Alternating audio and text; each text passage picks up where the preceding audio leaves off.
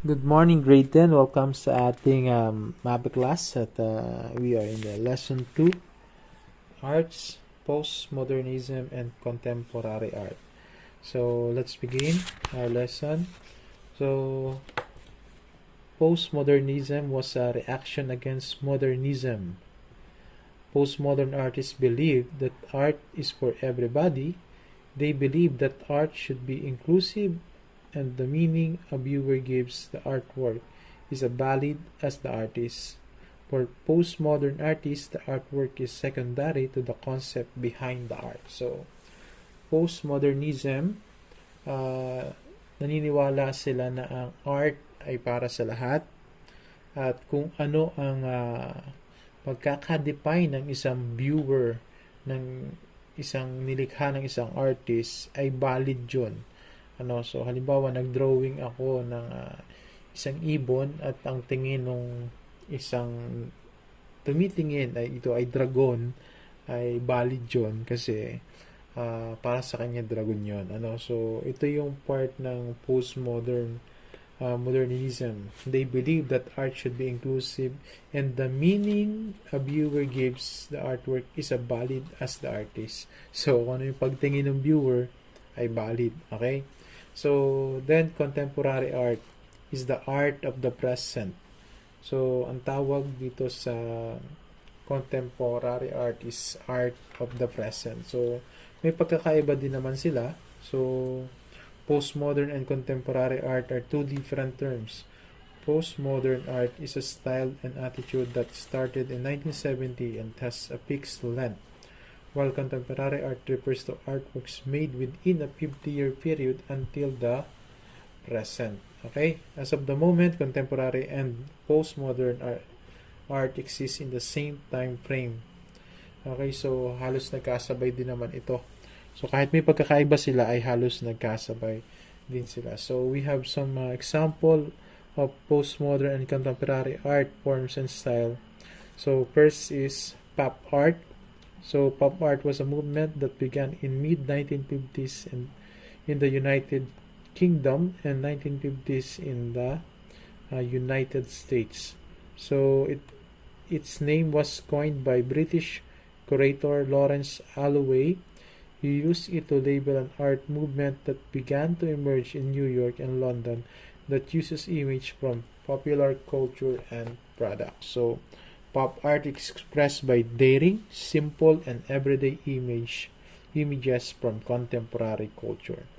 So, kalimitan sa pop art ay mga simpleng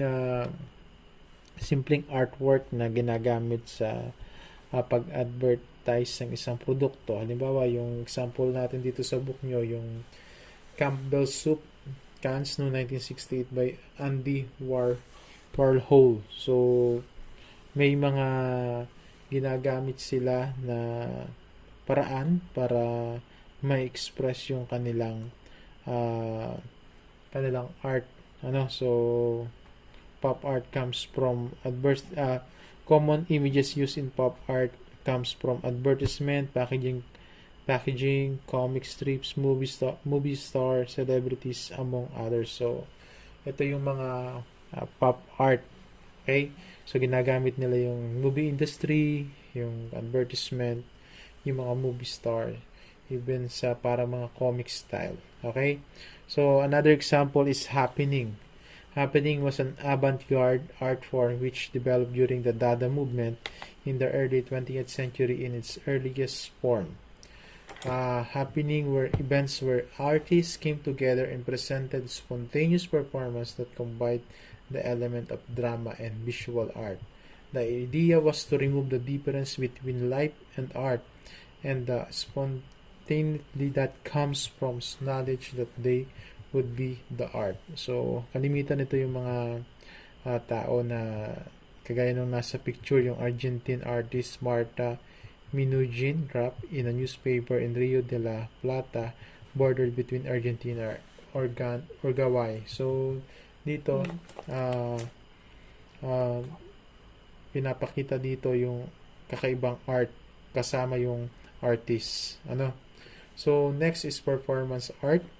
Halos similar sila ng happening pero may pagkakaiba din ito. Performance art is an art form where the artist uses himself or herself and his or her live action to express his or her art. So, mga theatrical ang dating ng performance art na kung saan ipinapakita nila ang kanilang talento sa pag-arte.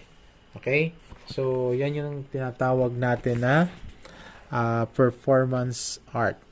Okay, then punta tayo sa installation art. Pag sinabing installation art is a contemporary art form that involves the arrangement of the objects in a space.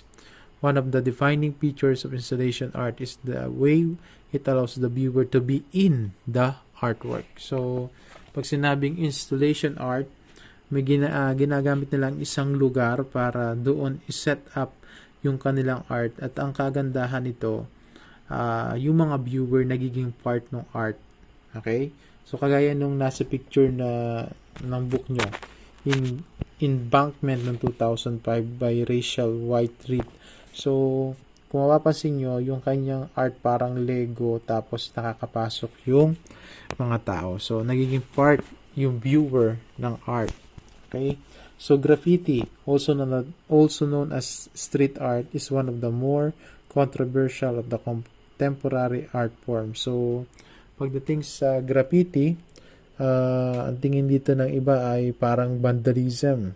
So, medyo kakaiba. At kita nyo naman sa YouTube, sa TV, kung paano ginagawa yung art na graffiti. So, tandaan lang natin sa lesson na ito, na the other modernist style and movements that emerged during the modern period are postmodern, contemporary, pop art, happening, performance art, installation art, and graffiti art. So, maraming example yung postmodernism and contemporary art. So, para sa inyo mga assignment, unang-una, magbasa kayo ng book. Huwag kayong umasa sa video. Pangalawa, hintayin nyo yung chat ko kung ano ba yung ating assignment.